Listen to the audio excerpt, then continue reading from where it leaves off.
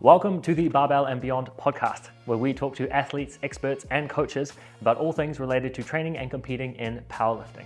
We will bring you the insights and stories that will take your performance, training, and mindset to the next level. For this first episode, we're talking about one of the most exciting parts of your powerlifting journey, your first time competing. Is competing right for you? When is the right time to compete? And what will you gain from competing? Today, you're going to be hearing from myself, Luke Selway, co-founder of Barbell and Beyond, from Carli Dillen, powerlifting extraordinaire and the owner of Barbell and Beyond, from two Aussie-based powerlifting coaches, Emma Dixon and Lauren MacMillan, and from Dr. Hayden Pritchard himself from the Stronger Dads Collective and the HP Method. Today we're going to be talking about one of the most exciting parts of the sport of powerlifting, which is when to do your first competition. So whether or not you're deciding if to do your first competition, when to do it, if competing is for you, and what you think you might get out of the experience, this is a great episode for you to listen to. This being episode 1, we have our entire online coaching team here. So it is my absolute pleasure to introduce to you to our coaching team. We have co-founder of Barbell and Beyond, Luke Selway, who's coming to us from Germany. We have Dr. Hayden Pritchard, who is based in Palmerston North in New Zealand.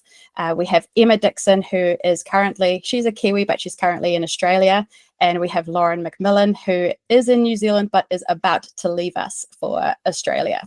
So very excited to have just a wealth of different experiences from our various coaches. I'm gonna pass over to Dr. Hayden Pritchard first, because he was the first out of all of us to do his first powerlifting competition. So can you tell us a little bit about that experience?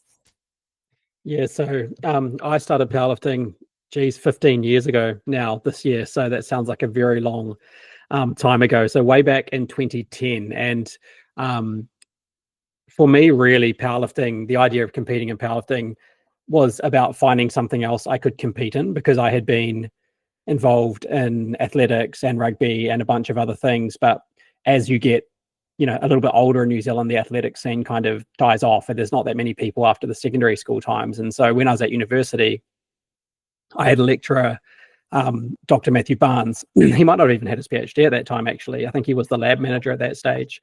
But sometimes I would go and train in the human performance lab there. And I remember him suggesting that I give the sport of powerlifting a try. And I literally had no idea about what the sport was. I had never heard about it. I didn't even know that you could, in my mind, this was training for athletics, was doing, strength stuff. So I really had no idea that this was a sport you could do. And so he suggested it to me because he used to work with someone who had done powerlifting. So he hadn't actually done it himself. And back 15 years ago, there weren't any local competitions near me. So essentially, I had a look online and I found what I could find out about it. And I think the NZPF was even the only federation in New Zealand at that stage, if I remember correctly. Maybe there was one other. But I found out where that was. I got involved in some forums to kind of find out about competitions and things and where they were. And I found out that there was this gym down in Wellington called the Powerhouse Gym, and that they were kind of, the people who ran the powerlifting competitions. And so I found out about the Powerhouse Gym. I saw that there was a competition coming up. I think it was November of 2010, that one there. And it was called the Bledders Bro. It's like I think it was like an Australia versus New Zealand type competition, the Bledders Low Cup, but the Bledders Bro. And so I went down to Wellington and decided that this would be the one that I would do. And it was very, very weird. And I remember my mum coming up to me after this competition, and she said something along the lines of, "Hayden, I've come and support you at a lot of weird things in your lifetime, but this one takes the cake."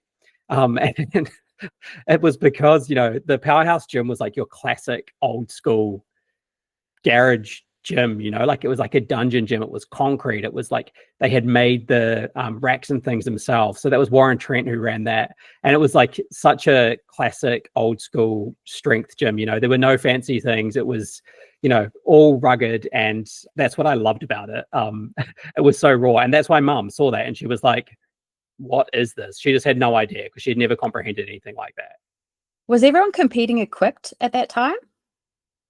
Not in the competition that I was doing, because the Bledders Bro was more of a novice competition. It was designed to be not like a, regionals or nationals or anything like that. Yes, there were some people there that were pretty serious. but it was designed as a novice meet so that anyone could kind of come in. So I did see people like walking around in bench shirts and things, and I had no idea about any of that at that time. So yeah, that was new to me. I don't even think I wore a belt at that stage. Like I'm pretty sure I didn't have a belt back then. So the equipment and all that and the people in the squat suits, I didn't really pay a lot of attention to it. I think I was just so nervous and in my own little zone, I was just going to ask if you wore knee sleeves, because you barely wear knee sleeves now. I definitely did not wear knee sleeves then. I don't even know if knee sleeves existed then, to be honest. I think it was knee wraps or not. So no, I didn't have, I had no idea what all these other people were using really at that stage. And that was kind of my first introduction to it. But yeah, there were people that were wearing equipment. And I think the next year I actually got like a bench shirt and stuff, because there wasn't Raw until 2012. And I was like, well, my bench is going to be absolutely rubbish compared to other people. So I need to buy at least a bench shirt. And so I brought a bench shirt and a squat suit, and that was kind of, that was the next year though. That's a different story. I'm not surprised your lecturer suggested you enter this meet, because even without any equipment, like completely raw, no belt, no sleeves, your numbers were really good. Yeah, well, they weren't too bad. I mean, I still, I look at those numbers and I thought they were all right. But I guess once you've been in the sport a while, you kind of look at your numbers at the start and you think a different thing about them. But yeah, so I got 182 kilo. What's that? You've given me whoops. We use I don't know what GL points now. You're talking about 2010. I'd have to go and enter it into a calculator and figure it out. So no, I got a 180 squat, 112 bench, and a 235 deadlift. So the deadlift was really the thing that was the best for me out of that. Like I was pretty impressed with that. And I remember after that lift, like the whole gym was just packed. And like this was kind of, I guess, the part of powerlifting that I guess kind of drew me in. Like I met a whole bunch of people that day. Everyone was really supportive. No one was like, you're in this, what would appear to be a really intimidating environment. And yet everyone there, you're lifting your weights and everyone's yelling for you and screaming for you. And I remember everyone going crazy on the deadlift. And it was a really hard pull. I think I nearly passed out after it, like one of those sort of ones. So left it all on the platform. Yeah. And I guess that's what sort of made me love the sport, right? Is that everyone was real supportive. Everyone was real keen to see you do well. Like it wasn't what you kind of imagine, I guess, something like that to be. You kind of would think that people are all got egos and these sorts of things, because that's what people assume people that lift weights are like, right? But it was the opposite. Everyone was very supportive because I didn't know what I was doing. People tried to help and they offered you support. They knew it was your first comp. And so, yeah, I found it really cool and competed alongside another couple of other novice guys. And one of the guys I remember the most from that comp was a guy called Matthew Schwass, because he had the biggest quads I think I'd ever seen on another human being. So yeah, shout out to Matt. I've got a couple of questions, but one that's just popped into my mind. Was there anyone from that meet or that you met at that time that's still powerlifting now that you can think of? There are a few. Names don't come to my head though. And plus, remember, I haven't competed at a powerlifting meet for a little while. So I'm more thinking of people that I knew from the time, like Costa. And I don't know if he still is regularly competing. Yeah, he is. Okay, cool. So yeah, so Costa, I remember was involved in the powerhouse back then. And it was, I think another guy there was Phil Townley. I don't know if he's still involved, but he was pretty big on the scene back then. And then Costa and Tasha have a very cool powerlifting gym Tasha was the other one as Wellington. well. So she was the other one that was part of Powerhouse back then as well. So they're probably three of the ones that seemed like really up there to me, back then. And then a bunch of the others that were novices like me that I kind of clung to because we were all trying to figure out what's going on. And then I guess my next question is, you obviously loved powerlifting enough to dedicate your PhD to the topic of, advancing our knowledge in powerlifting. How many years later did you start your PhD? I think it was 2014 that I started that. So yeah, about four or so years later. But I mean, yeah, for me, the training side had always been something of interest, and how the body adapts and all those sorts of things. So I guess my kind of interest kind of went with what I was doing, because prior to that, it was reading, books about athletics and sprinting and those sorts of things. So yeah, it kind of was quite natural that that's my path. This is a good question in that case. Where did your information about powerlifting come back then? What were the resources that you had available with information about the sport? Because there wouldn't be the number of resources we have now? No, I think my main thing was forums. Like Powerhouse Gym had a forum.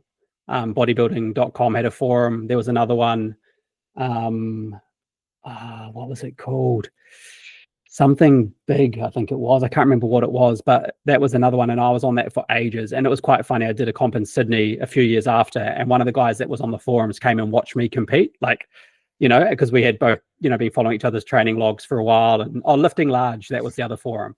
So we've been following each other's, lifting on these forums for years and never even met each other. And then when I went to Sydney for a comp, he came and we met up. It was quite funny and had lunch together, which was kind of weird because, it's the ultimate of seeing someone online. But back then you didn't even have many pictures. And if you did, you see my first powerlifting picture photos that I sent through though.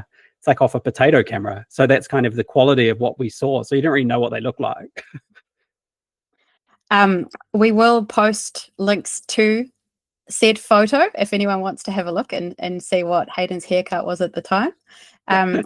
Probably my last question for this little segment here is you've registered for WCPA Provincials, which is your first comp after having a few years off from competing. Are your reasons for powerlifting still the same as they were back then, or have they changed? And what's your main reason for continuing to compete?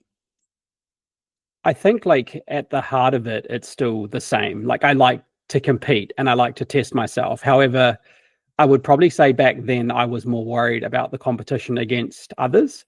Like I wanted to do well. And after I did this comp, I was looking at what people hit at a different event and then thinking I'd chase that and I'd try and get to that level or to that level. Whereas now, yeah, I'm still competitive, but to be honest, like I know I'm not going to go and win regionals. Like I just know that it's the way it is. And so, but I'm not worried about it. Like it doesn't, I don't know.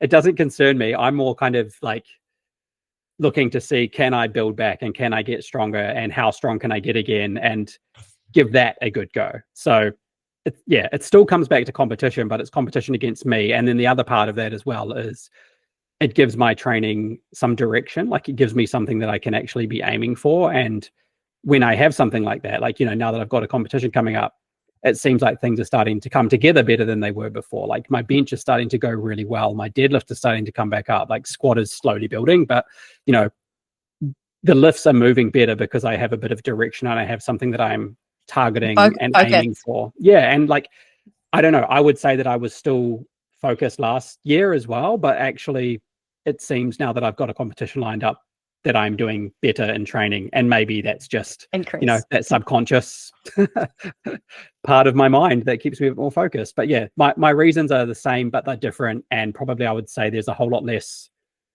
I don't put as much pressure or onus on the result as I would have before. Like, yes, I want the result, but there's, for me with kids and stuff, it's, it's part of life rather than being like a massive focus of my life, if that makes sense. I don't know if that makes sense, but yeah. And I guess that's a really good piece of advice for anyone who's doing a competition, is to focus on the process and sort of let go of the outcome. The outcome will take care of itself if you're really process focused and just putting in the work and focusing on the training, the recovery, and doing all the right things. Yeah. And I don't know. I think I've just become more, able to remove myself from that a little bit. I think when I was younger, if things hadn't gone as well at an event, it would have eaten me up a little bit more. Whereas nowadays, I think I'll be like, oh, well, I've got to get the kids up tomorrow, so we're good. Yes, it'll be sucky at the moment, but I don't think it's going to ruin my day like it might have used to. And maybe that's a little bit of maturity, and maybe that's just the fact that you have to get over it. So, I mean, awesome insights, and thank you so much. We'll come back to you with a few other questions soon, but I want to change tack completely and go from the person who's been competing the longest to the person who's been competing for the least amount of time. However, I should give you props as we go on to learn about Lauren's journey. In a very short space of time, she's qualified for nationals, and that's after the qualifying standards continued to increase quite significantly. So she may be new to the sport of powerlifting, but she's had an epic run. And I think I've mentioned this once before. So Lauren has hit a PB on every lift at every comp she's ever done, which is insane. Yeah, she's done amazingly well. do you want to share with us a little bit about your first competition experience? Yeah. So I started powerlifting in 2023, I think in February 2023, and I was really hesitant to do any sort of comp. I'm not a competitive person at heart. Like growing up, I didn't do much competitive sport. And the idea of being on a platform with people watching me was really scary. But I loved lifting and I really loved training to be stronger. And I met Carli and she saw that. So I started training with her, which was awesome. Did I accidentally force you into the sport of powerlifting? No, I think, no, you were persistent in the fact that you wanted to coach me. And that was really nice, though. It was really nice to hear like someone believed in me and was like saw potential, which I think was a huge contributor to me getting the confidence to start. And also for me to do my first competition, because I do remember there was a lot of hesitation from me. So my first one was in March 2023, and I just did a local gym competition in Queenstown. And I liked the idea of doing a smaller, a bit more low-key comp as my first one because I was really nervous and the environment was a little bit of like a less daunting one for me. There were some people I knew there, which was great. And of course I had lots of support from my coach, Carli. Yeah, it was really fun. I really enjoyed it. I was really, really scared. I will not lie. Like I said before, I'm not very naturally competitive. So going into it, I was like, oh, I don't know how I feel about this. It was really out of my comfort zone. But I prepped for a little bit for it. And then going into it, I was scared, but we had a really solid meet day plan. There were lifts that I knew I could do, or like ones that I was quite confident that I might be able to get. So I wasn't too nervous in that sense of like, am I going to hit the lifts? Am I going to fail the lifts? I was pretty confident that I could do it. It was actually more just the whole process of standing there and having a whole group of people watch me do it. I've got a question for you. I hope it's okay to interrupt, but by the time you started lifting, could you even see the audience or people watching? For this competition, it wasn't quite the same as like a normal New Zealand powerlifting comp. But for squats, I was facing away, which was nice. I was facing a mirror, so it was kind of strange, but it was nice to not have everyone looking at me and having to make eye contact. Bench, I found fine, and I always have in comps because you don't have to see anyone. And then deadlifts, I was pretty nervous because I was facing the crowd and there was like a little circle of people basically sat around watching. But it wasn't as nerve-wracking as I expected after I'd done a couple of my attempts. I think probably after my second squat, I was a bit more like relaxed because I realized that everyone there was there to encourage me and it wasn't really like a competitive scenario in that sense. Like people wanted me to do well. They weren't trying to beat me or like, you know, outshine me on the platform. It wasn't about that. It was more about everyone encouraging each other to do the best they could and like just be strong. But yeah, it was awesome. I met lots of really strong people who I hadn't met before in Queenstown. Met some girls that were into powerlifting as well, which was awesome because I didn't know many females who did powerlifting or strength training in Queenstown. But yeah, it was a really fun experience. I finished that competition wanting to do more. I was still nervous, but I was like, okay, I can do it. It's not as scary as I thought. And I felt really like fulfilled afterwards. And I felt really good about myself because I did some awesome lifts. Yeah. So I think I did 105 for my third attempt on my squat. I did a 50 kilo bench, which was a big PB for me on that day. And my deadlift was 112.5. So totaled 267.5 for my first competition, which I was stoked with. Like I was super happy. I had never done like 1 rep max testing like that before. So I didn't really have an idea of what my total would be or what I could actually do. But yeah, it was awesome. I came away being like, I don't know why I was so worried. I don't know why I was so scared.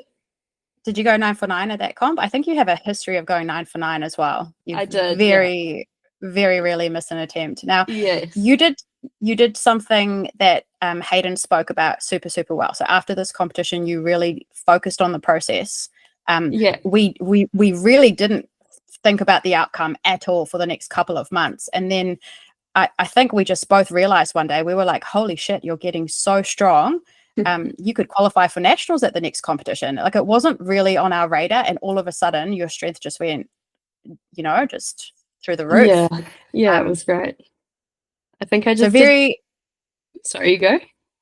I was just going to say, very process focused, and the outcome took care of itself, right? Yeah, well, I love that. I really am a person that likes structure and routine. So I think that's well the powerlifting training, because I enjoy the process of it, and I liked being able to see myself get stronger over time rather than going in circles with workouts, testing your strength constantly, doing 1 rep max testing all the time. I did used to do that a fair bit and I didn't progress much. You'd be like, why can't I even get this 2.5 added onto my deadlift?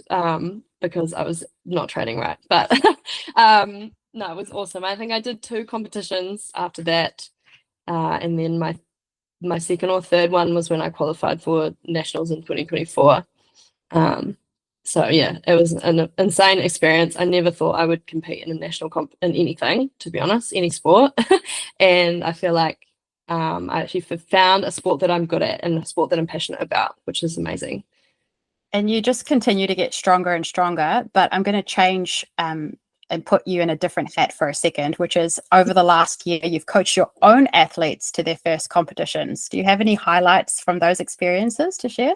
Yes. So my first experience taking someone to a comp and meet day coaching them was actually at the same gym, at their same competition. So I met someone in Queenstown who wanted to do it, and I was like, well, I want to come along with you. And I guess experienced my first meet day coaching experience with him, which was fantastic. It was really fun and different to be the coach and not the athlete. I was still nervous for my athlete, I won't lie. Doesn't really make it less nerve-wracking, I think. Maybe more nerve-wracking because I want them to do amazing. But since then, yeah, I've meet day coached 3 different competitions and traveling around the South Island a little bit for those. Some of my athletes have been online and in person, and then I've also helped meet day coach some athletes for other coaches as well. And it's been amazing. It's a great experience doing it like that as well, because you're a part of their day, and it's just about making them be happy and comfortable and feeling good about their lifts, and I guess taking away all of those nerves and stuff that I felt on my first competition. I want them to have the best possible experience they can, even if it's their first, second, third, however many they've done. But yeah, it's very different, but I love it. Absolutely. You're a fantastic meet day coach. We're definitely going to miss you and your coaching skills in the South Island, but tell us a little bit about where you're moving to. So I'm moving to Perth on Monday, so in 4 days, I think that is 5 days. So yeah, I was in Queenstown for 7 years, and I'm from Auckland, and I've been really keen to get out of New Zealand for a while now. I love traveling, and I would like to just experience a whole new place. I'm also really excited to get back into some really good training again, so a bit more routine when I'm in Australia, and then also do some Aussie competitions. So hopefully me and Emma can go to a comp together. That would be really fun, or we can meet day coach each other. Yeah, it will be really cool. It's a big pond over there, I feel, and it's going to be a bit more I guess of drive for me to try and compete again at another national competition. So so that will probably be my next goal, is to try and get an Australian qualifying total and go to a national comp over there at some stage once I'm there and settled. That's awesome. I want to say that I hope that you hate it there and you come back to New Zealand soon, but I don't mean that. I want you to have the most incredible overseas experience, and I wish you all the very best. I'm just a little tired of all our coaching talent leaving and going overseas, because Luke, co-founder of Barbell and Beyond, decided to move to Germany. And while it's great that you are helping powerlifting in Germany, this is a fantastic thing that you're doing, and you're doing awesome work at the university there. We miss you. Do you have any plans of ever coming home?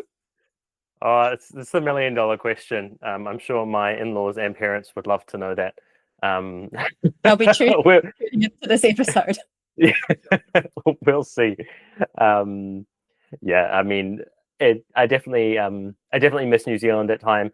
I think the powerlifting scene in New Zealand is particularly really good, and especially the quality of local reffing is so high. And I've realized that, like, not that things in Germany are sloppy in any way, but I think New Zealand powerlifting holds itself to a really high standard. And like, for instance, when we went to Worlds 2 years ago now, it felt pretty similar to the standard that you'd have at a New Zealand Nationals or something, and other countries' local competitions definitely feel a little bit more like local competitions.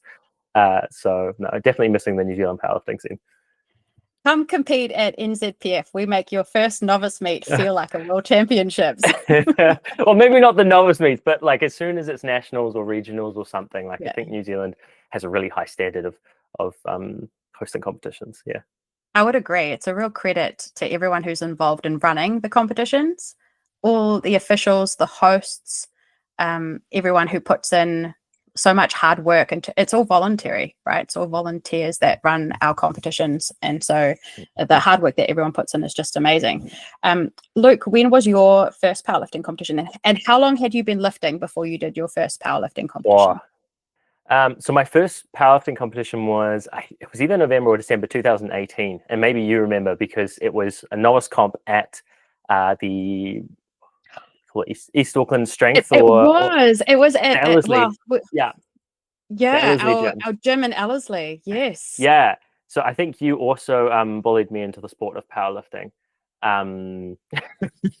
Well, maybe got me hooked on it is more accurate. I remember I'd been benching for a while because for a long time I just kind of benched and did pull-ups, and that was what I thought training was in my late teens.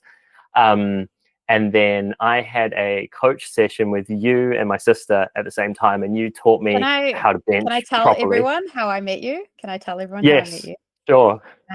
So I went to university with Luke's older sister, and the story goes that I met Luke when he was about 7 at his sister's wedding, which I think is really cute. So years and years later, a little tux. so adorable. And years later, Luke's sister, she rings me and she says, "Turns out my brother's really strong. Like maybe he should do some lifting, or do you know anything that he would enjoy?" And that's how that first training session got set up, which is really, really awesome. And I think your first powerlifting competition was 2019. It was a novice comp that we hosted in 2019. I'm pretty sure. Yeah, it was either end of 2018 or end of 2019. Or beginning of 2019. But yeah, so I did that first coach session with you. It would have been sometime earlier in that year, and that was the first year I started coaching just as like a general personal trainer. So I'd finished my bachelor's, I'd started working as personal trainer, and so I thought it would be cool to get some more upskilling myself.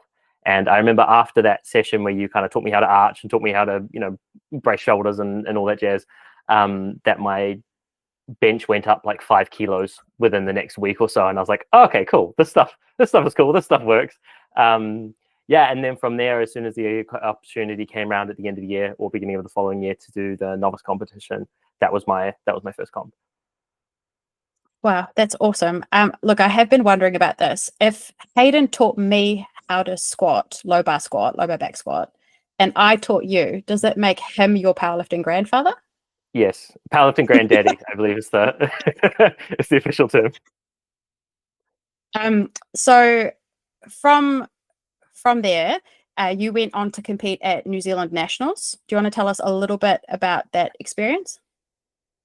Yeah, so I went via South Islands, ironically, even though I didn't live in the South Island, because that was the only competition that that met up with my calendar that year, and then hit Nationals. So I think, yeah, by the time I got to Nationals, I'd been competing for a year or less than a year. So I was pretty excited to get there.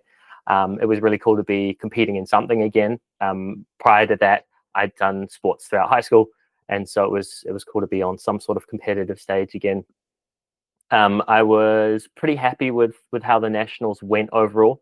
I think I placed like 20th overall for squat and deadlift, but then top 10 for bench or something like that, which gives you an idea of the sort of the ratio. I don't know if I have a good bench or just a poverty deadlift and squat. Yeah, but that was a really cool experience. I think I just about gave you a heart attack with my weigh-in. Because I said, she'll be right with calibrating my scales. and weighed in 500 grams over on 45 minutes or whatever before I started lifting. And so then spat into a cup for 45 minutes with some sort of sour patch kids or something. And yeah, I was told that you couldn't spit 500 grams, but I did. And it actually was a really useful experience for my coaching going forward. Not that any of my athletes have had to do that because we've brought their weigh-ins in close, but it's been nice to, do you know what? Even if you have to spit 500 grams, you can probably do it. Winner chicken dinner. I vividly remember you the night before, and you were like, my mum's cooking a roast chicken. I need to eat this, but I'll be fine. I'll be fine. And you did spit to make weight, which I think, not that we're recommending people do anything like that for their first comp. For your first competition, just turn up and weigh whatever you weigh, right? Like, it's more about the lifting, less about what you weigh. We'll talk a little bit more about that later. But it's good learning. I've heard of stories of athletes putting on sweatsuits or going for massive runs or doing some really crazy things. And if you stay really calm, you probably don't have to. Yeah. I think the competing for me, I was going to say, has always also been almost more of development as a coach and stuff as well. And so I have never personally felt that much pressure on my own competition experience other than to do a decent job and set a good example. So I think you've said this before, that I'm generally pretty calm at competitions, because I'm not the most gifted person genetically for this. And so I was always kind of competing against myself. And so I think that helps too, to just be able to be like, okay, this is going to be a fun experience, let's see if we can spit 500 grams. Obviously I was, there was some nerves, but it was okay. And we brought it in, and I think I was going to just compete as what do they call it? Like an unregistered lifter, or you can still go to the platform on the day and compete, but your total won't count towards the comp. So that was sort of the backup option, but if I could make weight, then I wanted to. Yeah, I mean, I think that some of the things that you've described are what make you a fantastic coach, a fantastic meet day coach. You're just super calm and calculated under pressure. It's the reason, one of many reasons I asked you to come meet day coach me at Worlds in Mongolia, is because you just have such a calming, collected presence, and everything's fine. Everything's going to be fine. And I really admire that about you. How soon after we met did I hire you to come work for me? I think it was pretty quick, eh? I think I started volunteering with Special Olympics definitely before South Islands, maybe even maybe I might have even jumped in on a couple of sessions before that first novice comp. So I sort of started, being around the gym a bit more around the time of that first novice comp, because I think I helped a couple of the guys who were also competing in novice comp. A couple of the Special Olympics guys were competing. I seem to remember sort of helping them out in between my own lifts with their warm-ups or something like that. It was a really cool competition. It was very free flow. I think I spotted for somebody, because we needed 5 spotters for David, because he was squatting 250 or something. So in between my squat attempts, I jumped in to be a 5th spotter for him. So I must have already started to be involved kind of just before we hit that comp at the end of 2018, early 2019. And it was amazing to have you at that gym. We had Special Olympics. We ran strength cycles, strength blocks of 6 weeks where people could come and learn technique and really dial into their powerlifting. You're a fantastic cover when I was on maternity leave as well, which I really appreciate. So thank you for all of that. And you've coached, we're talking about first competitions and competing today. You've coached people at their very first meet, and you've coached people to win, gold medals at Worlds at the highest possible level, right? So, and everything in between. Is there any commonality? Is there anything that ties the two together about competing or meet day coaching that has come through for you? Yeah, I mean, I've coached at a lot more competitions than I've competed at. I think that's kind of, continued the theme of it was always a little bit about more about the coaching than it was about my own competing. I feel like the different athletes make a huge difference, and whether it's somebody's novice or whether it's Worlds, from the coaching experience, it's almost more dependent on the person you're working with as to whether they're sort of quite a together person or whether you kind of have to help them through the day a little bit more. Would you That calmed down. recommend that novice lifters have a meet day coach, for example? Do you think Yeah, there's any value or definitely. importance in that? Yeah. I think a meet day coach is hugely important, especially for novice lifters. I think you almost have a better chance of taking yourself through worlds or something, because by the time you've got there, you know how competitions work. But trying to figure out, when to hand in attempt selections, and when you should be, getting up for your next attempt, and making sure that, you've put your gear on before you hit the platform, making sure that you don't still have your headphones in. Like, there are so many little things that I think can be overwhelming, unless your first competition is a very, very casual competition. If it's got any sort of official structure to it, there's so many things that you have to be thinking about if you don't have somebody there. So I think you having anyone there, but especially experienced meet day coach, makes a huge difference to it being a positive experience for the first time. There was an athlete here recently who was preparing for junior nationals, and I think he was set to win his weight class or at least push a record or something. And he was like, "Oh yeah, I'll probably just go. My brother's going to handle." But his brother's never competed in powerlifting before, and I was like, "No, you need to. If you're going to do this, you need to have somebody in your corner for this." And so I found another powerlifter here who could take him. So I feel like it's a huge part of making it a positive experience, and also getting the most out of the day, to have somebody there, for sure. Which is what we do, right? When we meet day coach, our objective is to help that person have the most fun, best day possible, and set them up for wins. We literally will set that athlete up to have lots of successes and really enjoy the day. And I do remember that you and I, it was a few years ago now, but we put together some meet day resources that people can access. Yeah. So if you don't have an experienced coach, you can read through these resources, you can use the templates, and you can have a friend or a family member come and help you on the day with tons of information. So there is that as well. Look, I'm going to try and convince you to come back to Worlds in South Africa, and we'll save that for another conversation.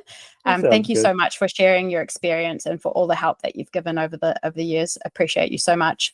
So I'm going to change to Emma now, who I did not bully into starting powerlifting or competing. That might surprise you, but I did not. I was, however, involved in one of your early comps, not your first comp, but as a meet day coach, which was really cool. So that's how we first met. Would you like to go back even further and tell us a little bit about your first competition experience? Yeah, sure. So I first competed in 2019. My friend and I, we were just kind of training for fun. Like, we squat, benched, and deadlift. And by squat, I put not very well. But the rest, we deadlifted all right for where we were, and bench was fun and all that kind of stuff. We did a bit of a mix, so we were quite into the muscle building side of things as well. For lack of better words, we were definitely ego lifting. Failed many lifts in the gym. PR, we just maxed out way too often. But we were approached by a woman. There was a little powerlifting circle in our gym, and one of the women was holding a women's comp. I think it was at Propel in Dunedin, might be. So we decided, we just kind of thought, let's just do it. It'll be fun. What's the worst that can happen? I think there was at least 5 times leading up to the comp I wanted to bail, but we did it anyway. We had no idea what was happening. I turned up with my lifting straps, and I had my runners. Oh, wow. Do we have photos? Can we add your photos to Hayden's photos? Yeah. That's horrific. My deadlift stance was it could pass as sumo. But I was lifting conventional. It was ridiculous. I think I failed my 3rd attempt on every single lift. It was horrific. But I had a lot of fun. I did end up winning, which was kind of cool. There was only a handful of us there, but my friend should have won, but she missed one of her commands, so she did not win. But it was pretty good. It was a good experience. I definitely learned a lot. So fast forward 5 years, all that learning, a few more competitions sprinkled in between. There's definitely 2 that I vividly remember. And you did your most recent competition in November 2024. How was that competition different? It was amazing. It went really, really well. I kind of had a little comeback after some time away. It went so smooth. I had a good team of people around me, and you were coaching me as well. It was fantastic. What did you lift? What were your attempts? Yeah, so I squatted 125. I benched 75. Deadlift 162.5. And then at my first comp way back when, I think it was 90 for squat, 40 for bench, and 115 for deadlift. So decent jump, which is cool. Significant increase on your total. And how many successful attempts? 9 out of 9. That's what I was fishing for. Were there many differences between competing in New Zealand versus in Australia? Not too much. I think it helped a lot, like the competition that I trained at, the competition that I went to, I trained at as well. So it's the gym that I work and train out of. So it was quite nice to be like, there was the first time ever that I've actually been consistently training on comp gear, which was game changing. And it really did make it a little bit more seamless going into it. I was a lot less nervous. I think this is my first comp since starting with you that I didn't have you there as well. Since, like, obviously not my first one, but second and third, you were there. So that was like really nice. But obviously this one, it was a bit more remote. And I had a couple of handlers with me, but it went really well. I was very happy with the outcome. That's awesome. That's what we want. That's what us coaches live for. We want you to have just the most incredible experience. And I was thinking about this earlier today. I think now I've been to probably 200 or so meets, which is a lot of competitions. Like, years ago we might have, a handful of competitions a year, and now we have 8 just this month, for example. So I think I worked out it's roughly 200 competitions I've been to, give or take. I've not once had a single person ever tell me they've regretted competing. Some people do one competition and they never compete again. Some people go on to compete for years and years and years. But not a single person has ever regretted stepping on the platform, challenging themselves and having a go. That's a perfect track record. Now, I'm probably going to get messages when people listen to this podcast saying, no, I did a competition and I freaking hated it. But, in what I've seen in my experience, it's a very positive experience. So I just wanted to kind of dial in on why that might be. Why is competing so empowering? There's something about putting yourself out there that just leaves you with this amazing sense of achievement. Does anyone have anything sort of to add to that? Yeah, I think it's fantastic for people that have competed for something in the past as well, but they haven't kept up, whether it was at school or university or whatever it was. It's a really good opportunity to get back into it, and you meet so many amazing people as well. It's really like, you honestly will never regret it. I mean, like a little bit about my first competition, because you remind me, what you've just said reminds me of why I got into powerlifting. I couldn't do martial arts anymore. I was literally at the pinnacle of my career, devastating career-ending injury, and it was too painful to do martial arts. And then it was too painful to do CrossFit. And then it was too painful to do Olympic lifting. And I remember someone was like, did you know that lifting weights like squat, bench, deadlift is a sport? And I was like, what? I knew Olympic lifting was a sport, but I'd never heard about powerlifting. And then he basically said, it's very similar. You should go and try it. And I went to my first competition and I didn't know anything. I barely knew the rules. I'm pretty sure I deadlifted in my squat shoes, like stuff like that, very narrow bench. And, Luke, what you and I were talking about, I don't think I had a meet day coach. I think I had people helping me in the back room, and I just like watched what other people did to try and figure out what I needed to do and what the rules and the calls were. So it was very rough. But as a former athlete in another sport, powerlifting gave me the opportunity to be competitive again. It was like a second chance at a sport career, a sport life. And probably one of the things I'm most grateful for. Like literally, I said in a post the other day, I have never looked back. It was such a life-changing experience. So that's one type of person who might benefit from competing. But when I asked you guys this question some time ago when we were planning this podcast, and we said like, who could benefit from competing in powerlifting, the consensus was pretty much everyone, right? Like anyone who has a basic or foundational knowledge of the lifts, and probably some help or guidance with what the calls and rules are, could have a really fantastic time, right? So 100%. anything to add on who might enjoy powerlifting? Anyone else that you can kind of think of? Like if we had to sort of name groups specifically? Literally anyone, I think. Young, Yeah, old, so we could, middle-aged, anyone who wants to be strong. definitely encouraging everyone who's into strength training, who's already maybe doing a little bit of squat, bench, deadlift. It doesn't take too much once you know the basic lifts to get them to comp standard. And then another really important question is, when should someone compete? This one is quite interesting to me, and I'm going to talk about Jono because I can, because he's not here. So like I used to train at the Massey gym, and there was Jono, another guy James, and they were the two guys that would walk around with like the mega milk with the oil in it. You know, like they had put extra calories into their milk. And That sounds absolutely disgusting. you'd literally see the layer of it when you walked into the gym, because James would be on the front desk and he'd have his mega milk like sitting over the back somewhere, and you'd see this like thin layer. It was disgusting, but yeah, it worked for them. They got very big. And so like Jono was always super, super strong, and was super strong as a like deadlifter. And then, you know, he sort of built his bench and his his bench and his squat up to kind of, you know, be very, very good as well.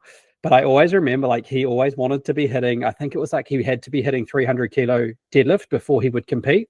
So he was in the 120s weight class at the time. And I just remember I hassled him for like so long to compete. And it's kind of one of those things, like then he did compete and he's like, oh, I'm actually like really strong compared to these, you know, a lot of the other people that he was competing against. But he had left it so long. And then after he competed, you know, his progress was really, really good because he had that focus and that consistency with his training, because he had that target. And so I think that's one of the things is in my mind, and I kind of touched on that earlier with myself recently, but when you decide to compete, like if you are someone who is already strong or enjoys strength training and wants to be stronger, like if you decide to compete, it will be one of those things where your strength will actually most likely jump up a lot more quickly than if you just kept training for the gym. Because I think having that drive, having that focus, having something to target, you'll just start dialing in all these other things. You'll dial in your nutrition a bit better, you'll sleep a bit better, because you know that on this date you will be in front of a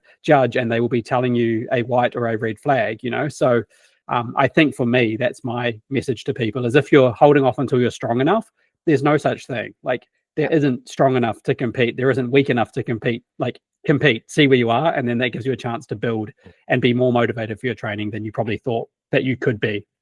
Yeah, definitely. I couldn't agree more. And I think, you know, we hear and we say this all the time as coaches, that being strong is one thing and the skill of competing is something else. And if you want to be a good competitor, you have to have both. So getting really good competition experience plays a huge role in helping you to refine your skill as a competitor, because it's not just about being strong. The strongest person doesn't always necessarily win. There's a lot more to it than that. And I really like you saying that, you know, when you compete, it starts to focus your training and you get even stronger. So just to recap some of the points, like who should compete in powerlifting? Pretty much everyone, but for maybe different reasons. Like if you love lifting, or if you need a little bit of a goal to focus your training, or if you want to get stronger, or you need some purpose. You know, what Lauren was saying, people who thrive on a challenge, people who are transitioning from other sports. Like, you know, there's a huge drop off after high school and where people go to university, and rather than like wrapping up your sporting career, what better thing to get into to get into is strength training and lifting for your future health and well-being, right? Like there's probably no one single thing that's better to increase your quality of life, longevity, and health outcomes and things like that. So bringing it back to Hayden's point, even if you're a beginner, you could consider prepping for a powerlifting meet. Like the moment you understand the 3 lifts and you have an idea of the rules and you've practiced the calls a little bit. I've recently had a group of ladies from all walks of life, all ages, from their 20s to their late 60s, go and compete after a 6-week prep. And they absolutely loved it. And they said that the community and the environment was so supportive. And they hadn't all come from super athletic backgrounds, but they just thought it was so cool to showcase their hard work, and it's motivated them to keep improving their health and to keep supporting each other as a community. Like, I couldn't think of anything cooler than that. So doing your first competition, any advice if, say, someone's already signed up for their first competition and it's coming up soon? We'll start with you, Emma, then we'll go Luke, Lauren, Hayden. What advice would you give someone if they've signed up for a competition that's coming up soon? Have a support person. Even if it's just someone that doesn't know what they're doing, it's fine. Just have someone there. I mean, ideally they know what they're doing. But, you know, if you don't, and the only kind of option that you have is just, you know, your friend, your sister, your brother, your parent, whatever, just have someone there to bounce ideas off and just support you and, you know, push you to do better. I love that. Luke? Yeah, I think definitely seconding that, having a support person is the best thing. I think something else that can be really useful is if you have the opportunity to go and sit in on a competition. So like if you're preparing for your first comp and you want to get a feel for it, but you want to get a feel for it without actually, you know, having the pressure on you on the day, just go and watch like the bench or the squad, or go sit in for an hour or whatever on a competition, and you get a good idea for the flow of it. Like, oh, this is, you know, this happens then, and then they say this, and then this person comes out.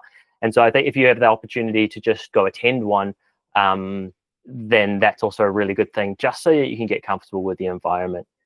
To throw my 2 cents with the, you know, who should compete and when should you compete. I had an athlete a while ago she couldn't deadlift for some medical reasons. And so she did a bench only comp, and she had, you know, no interest of, you know, like being competitive or competing in general, but just like really enjoyed the environment, really enjoyed being able to max out the bench. And as I always say, like, we've got snacks and music, so like, why wouldn't you be there? I love that. I'm going to quote you. That's going to be your soundbite. We've got snacks and music. We've got snacks and tunes. Yeah. Yeah. And like, when to do your first competition, I think that I've seen a lot of people, like Hayden said, who, you know, want to hit 300, or, you know, they want to basically be setting a national record before they turn up. But then they'll turn up to their first or second comp to try and hit that national record, and they make some rookie mistakes, like missing a command, or you know, not having something there on the day, or missing weight.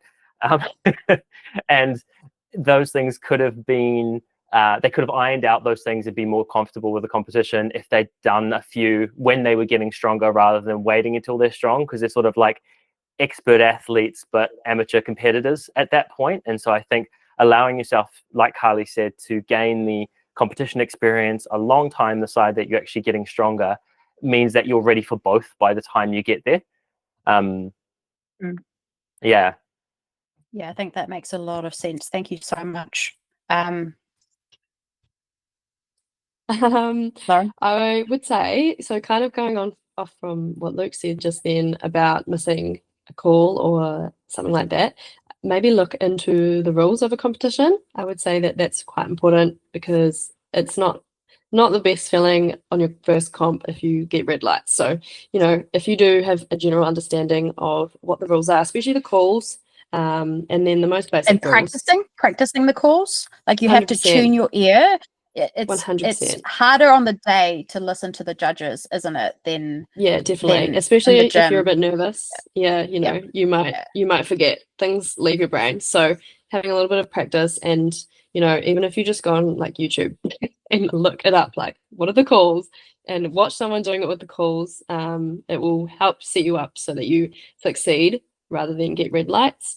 But then I guess also, if you are really nervous like me, maybe go in with less expectation. Like, don't go in with heaps of expectation for yourself. I didn't, and I think that helped a lot in terms of me just having fun and just lifting what I could and enjoying the comp, rather than worrying about, I don't know, missing a lift, or I really wanted to hit a certain number.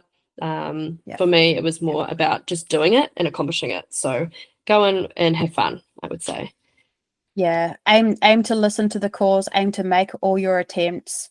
I would also say that at most competitions, the judges and referees are super friendly. So if you did get a red light or a missed lift, it's quite okay to ask them why, and they'll give you an explanation and feedback. So I think that's really cool as well. So don't be afraid to ask other people for feedback. And maybe when you're preparing for the comp, same kind of deal, like ask people in your gym to do depth checks or to give you press calls and stuff like that, so you can get really used to it as well. Yeah, But that's 100%. fantastic advice.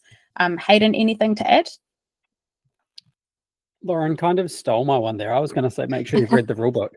Like Sorry. not cover to cover, but just like have an idea of the general rules, that you know the calls, you know what happens when, how long you have to get out, so that you're not stressing about those things, because that's the other kind of hard part, I guess, is when you don't know the flow of it, you kind of don't know what happens. And if you come from Olympic weightlifting and you're trying powerlifting, remember it's different as well. Like, so that's why it's important to understand the rules, because I went the opposite way and I was like, this is bizarre. Because I was always used to everyone having a go, and then everyone has a go again. But probably the other thing I would say is just choose really smart, easy openers. Like the one thing you want to do on your first comp is build your confidence. And so you don't want to be going out with a weight that you're 50-50 on. Like, you want to be going out thinking, hey, I know that I can do this for, say, 3 reps in the gym or something like that. Do that as your first one, because it doesn't matter where you start, it matters where you finish on the third. And so especially on your first comp, taking a risk of a weight that you might not hit, man, that is terrifying. Like, I remember the nerves before that first squat of my first competition. I was so terrified. Like, I was so nervous I wasn't going to get depth, or I was going to not listen for a call or something like that. And so take a little bit of that pressure, which you already put on yourself before the lift, by just going lighter. Like, no one cares. Like, literally no one cares about the weight that you've got on the bar. They're going to be yelling at you to get it. So, start with something that you know you're confident of, probably something you can hit for a triple, and then that will just build your momentum and you'll build your confidence for the rest of the day, rather than, being nervous and then failing something and then it just compounds. So start easy and build. That's great advice. Start easy, build confidence. You've reminded me of one of the most common roadblocks that came up, especially for females who want to do their first powerlifting competition, which is body weight. And just like Hayden said about your opening attempt, like, everyone's going to celebrate you stepping on the platform, having the courage and the guts to step out there, to step into the arena and do the lift. What you load on the bar doesn't matter nearly as much as the respect that you instantly have from everybody else around you who understands what it takes to do that. So that's kind of thing number one. But where it comes to body weight and weighing in for your first comp, it's kind of the same. I remember for my first competition, I was very married to a weight class my entire life in a different sport. And the thought of going into powerlifting and getting weighed in and a different number being up on a screen, I don't know why, but for some reason was terrifying to me. It was like, it was going to say 59 instead of 57. I was like, now I'm like, what the crap does it even matter? But back then, that was the one thing putting me off from entering. And so I would strongly encourage you, if you're worried about your body weight or the number that's going to be on the screen, nobody cares. Everyone is going to celebrate that you had the courage and the guts to go out there and lift. And it's just a number. It doesn't tell us anything about how awesome you are. And I think back to that day, if I'd not done that powerlifting competition all those years ago, all the things that I would have missed out on. I would have deeply regretted all these incredible experiences if I'd let that stop me. So please, if you're at all worried about your body weight, please don't let that stop you from enjoying an incredible sport that's going to make you fitter and healthier. Can you guys think of any other frequently asked questions or mistakes that are quite common, or anything else that might be helpful for a first-time lifter to just sort of break down those barriers or make it easier for them to have a successful comp? I have one note. Sorry, you can go first. All right, Emma? All right. One note that I would add would be reaching out to the competition, whoever's organising it or something, and just, saying, this is my first comp. Is there anyone out there that could handle me on the day, or something like that? Like, it's pretty much how I met Carli, was through emails and that kind of stuff, of asking for help. And like, I wouldn't be here on this call today if I, hadn't kind of done that kind of stuff. So it makes a massive difference. So reaching out, asking for support, contacting your local federation. Most powerlifting event organisers now send out really good information about how the day will run as well, and they will answer your questions. So I think that's very, very useful. I was going to say, like, when you sign up for your powerlifting meet, something that you might not know is the terminology. When you sign up, you are a novice once. So you're only a novice once for the organization or federation that you sign up with. So your first comp, you are allowed to go and compete usually in shorts and a t-shirt. So you don't have to wear a lifting suit. I know that's another barrier for a lot of people. They're like, I have to wear that thing. As a novice, you don't. You can wear shorts where we can see your knees and a t-shirt where we can see your elbows. And then when it comes time to wear a suit, if that's really putting you off, appreciate that everybody else is in a suit too. And so if you're one of many in suits, nobody cares, right? So it's one of those things that a lot of the things that novice lifters are very, very worried about, by the time you get there or you talk to other people, you don't have to worry about those things so much. We know your fears are valid, like they're super valid, but we can try and put you in your comfort zone and at ease and dispel some of these fears so that you can feel more comfortable. I think as a coaching company, we have a really good process for when someone's doing their first competition. We have a pre-meet form that you fill out that catches a lot of mistakes, potential mistakes, very quickly. Just from an initial form, we ask you a bunch of questions about all things relating to your competition, where it is, what your expectations are, what your goals are, what support you have, what your nutritional body weight is, things like that. And you book a meeting with a coach. So then you talk face to face with your coach who's been helping you prepare, and they run you through the entire day. And there's an option there as well. If we can meet day coach you, we love to do that, right? But if it's logistically not possible, then we will help you find someone suitable on the day. And if they have coaching experience, great, they're invited to the meeting and we all make sure we're on the same page. If they don't have coaching experience, we have resources, information, they can attend the meeting, and we'll bring them up to speed with what they need to be prepared with for the day. So I think our process for that is pretty cool, right, guys? Like, we've put a lot of thought and effort into having a system to make sure everybody has a successful day. I think that's really important. We don't leave it to chance. We make sure we put the good stuff in and create a system.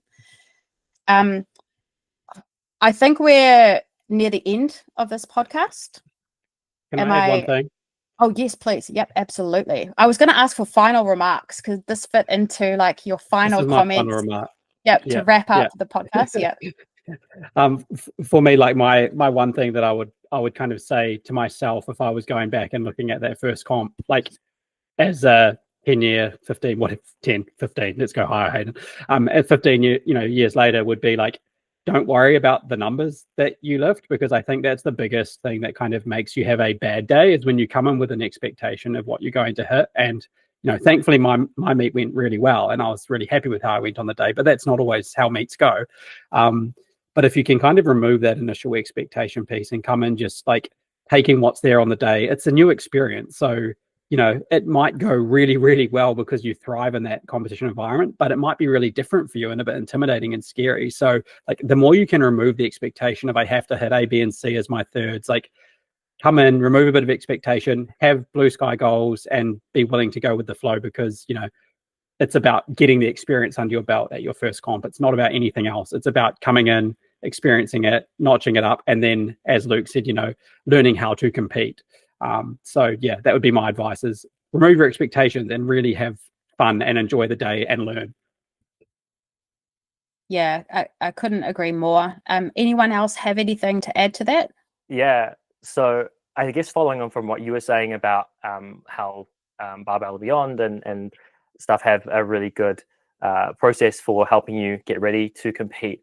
I think not just planning some light openers, but also planning your warm-ups before you get there, knowing what you're going to hit. You don't want to be figuring out those weights on the day. Planning your warm-ups, and then something that's part of our sort of coaching process is also to plan the temps and a couple of different options. So kind of a high and a low and medium, or however you want to structure that, so that basically on the day there's fewer decisions to make. Most of them have been pre-planned, and you can sort of just run preset plays with what you're doing, as well as being able to make sure that you've already decided what food you're going to take on the day, buying that in advance, all those sorts of things. And this is some of the stuff, like you said, that's included in the sort of, I think we call it the Powerlifting Competition Handbook, which I'm sure we can link below with whatever else other resources might be useful for people first time competing. But the more that you can take pressure off the day so that you can just enjoy it, and that includes prepping beforehand, as well as ideally having somebody else there to also do some thinking for you on the day, the more you can just be in the experience, enjoy it, and enjoy the vibes, enjoy the snacks, and not have to be doing too many logistics or admin while you're trying to enjoy the experience and put up some numbers that you're happy with. That's fantastic. That makes me smile because I think about the prep that we did before Worlds 2023 in Mongolia, and we left no stone unturned. The amount of research and preparation we did, and Luke created this incredible scouting system so that we had a massive heads up on anything the competition could possibly be thinking about, including identifying trends for our competitors' warm-ups and attempts. And we're like, we could predict they were close to. It was so cool. I think most people's totals hit within a few kilos of what we predicted. And obviously, like, people competing at the world level have quite predictable performances at that point, especially for masters. You've got lots of data to go off, but whether it's worlds or whether it's your novice comp, just preparing what you can in advance so you don't have to think about it on the day, I think is a huge thing. Being prepared. And I think that's why that pre-meet conversation and having everyone on the same page, when you've discussed all possible options and what the meet day goals are, then you can very quickly communicate on the day, because you have a minute to get the attempt in, right? You can very quickly communicate, make a good decision. You've pre-planned most of it already, and it makes it really smooth, efficient. But I think people need to know what geeks you are with, Hayden and Luke, with your spreadsheets and your numbers and all the formulas. And I think it's a really amazing asset to have, such incredible resources and templates. So it's pretty cool. Emma, do you have anything to add for our final wrap up? I don't think so. I think I'm pretty good. I guess the one little thing sorry, would be to find a coach that you actually connect with, to help you. Go and talk to different coaches, have a little look into things, and just see who you connect with most, I think, is a massive thing.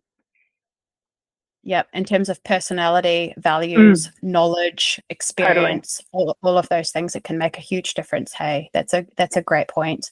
Lauren, what about you? Anything to add for our final wrap up? Kind of tying in with your weight class discussion, there's no like one size fits all or blueprint for a powerlifting athlete, so it doesn't matter. Don't worry about it. I was really, really surprised and happy to see how diverse competitions are with the people that are there. Like, there's all types of people there competing, all for the same, different reasons, but all of you guys are there doing the same thing, supporting each other, and just trying to show what you can do on the platform. So I think if you're worried about weight class or, I don't know, potentially your background, age, any of that stuff, don't. Get rid of all those thoughts, because it's a sport for anyone and everyone, and you'll see that when you go to your first competition. Oh, I love that so much. I love that you use that word diversity, diverse, inclusive, supportive, 100%. All those things that you want a sport to be. I think that's an epic thing to add. Thank you, Lauren. I guess my final 2 cents, I think I'm 44 official competitions in now, and a few unofficial ones. And if I could go back to when I did my first competition, I would just give myself a hug and a high five and be like, thank you. Mm-hmm. Thank you for doing one of the best things that you had the courage to do, that impacted my life in so many positive ways. So if you want a positive experience, I can pretty much guarantee you'll get something amazing from competing. And on behalf of the whole team, thank you for tuning in. We hope that you have an incredible competition. If you've got questions, if you've got feedback, if you want to let us know how your first competition went, please let us know. You can find us on Instagram at Barbell and Beyond, and we'll include contact details and other links at the end of this podcast. Thank you. For the highest quality, personalized online coaching that will see you achieving your best powerlifting results, book a call with one of our expert coaches at Barbell and Beyond. We specialize in competition prep, nutrition for powerlifting, and helping you develop an elite athlete mindset. All of that and more can be found over at barbellandbeyond.online.